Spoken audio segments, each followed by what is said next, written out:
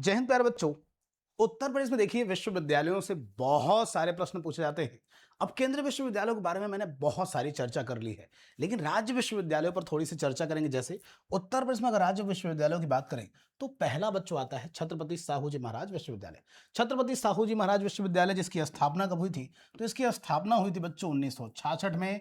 इसका जो पुराना नाम है यह मिलता है कानपुर विश्वविद्यालय।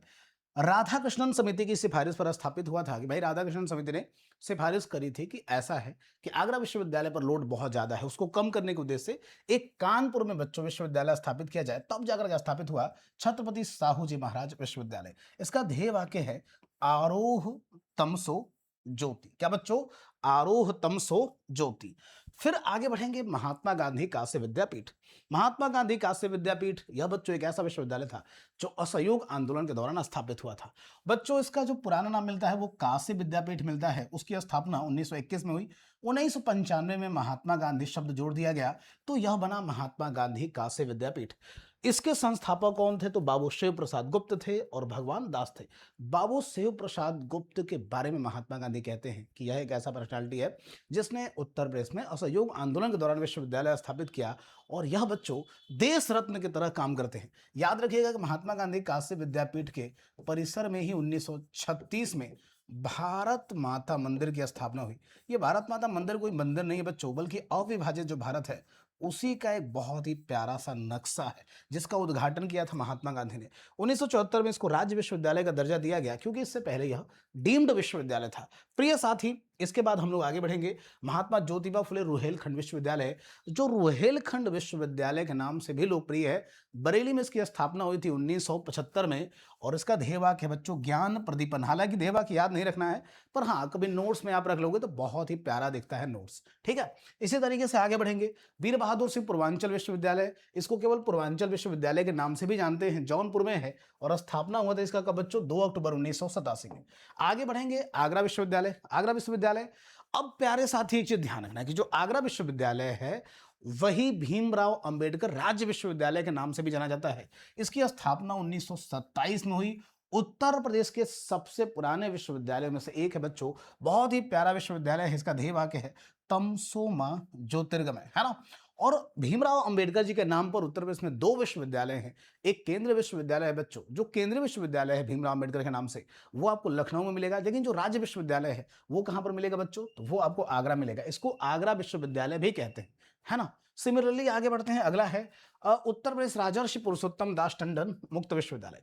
मुक्त विश्वविद्यालय का क्या मतलब बच्चों? जैसे कोई सरकारी सेवा में काम कर रहा है, कोई किसी निजी फर्म में काम कर रहा है लेकिन उसके पास में समय नहीं है, वो रेगुलर नहीं आ सकता। कोई महिला है, गृहिणी है बच्चों, उनके पास में भी समय नहीं है कि वो रेगुलर अटेंडेंस लगा सके, उनके लिए एक मुक्त विश्वविद्यालय स्थापित हुआ। भैया घर बैठे आप पढ़ाई करते रहिए, एनरोल करा दीजिए, बाद में पेपर दे दीजिएगा।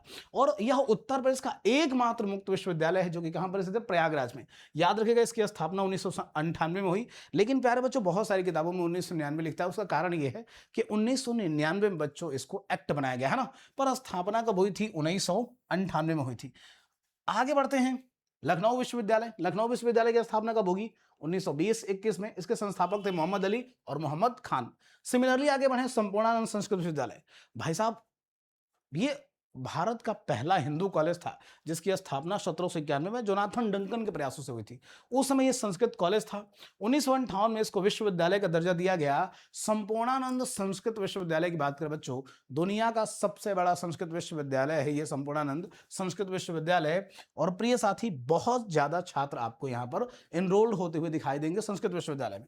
सिमिलरली अगर बात करें चंद्रशेखर आजाद कृषि एवं प्रौद्योगिकी विश्वविद्यालय, स्थापना 1975 में हुई थी कानपुर में, लेकिन पहले ये महाविद्यालय के रूप में फंक्शन कर रहा था 1906 में। यही कारण है कि इसको उत्तर प्रदेश का सबसे पुराना कृषि विश्वविद्यालय माना जाता है ना, क्योंकि इसकी जड़ें कहीं ना कहीं 1906 से बच्चों कृषि महाविद्यालय के रूप में दिखाई पड़ती हैं। वैसे तो यूपी में बच्चों 6 कृषि विश्वविद्यालय हैं, लेकिन यह बहुत ज्यादा महत्वपूर्ण है। क्या है? यह बहुत ज्यादा महत्वपूर्ण है। इसके अलावा एक केंद्रीय विश्वविद्यालय भी आपको दिखाई देगा, क्या? कृषि विश्वविद्यालय के रूप में, जो कहां पर है? झांसी में है और रानी लक्ष्मीबाई केंद्रीय कृषि विश्वविद्यालय के नाम से लोकप्रिय है।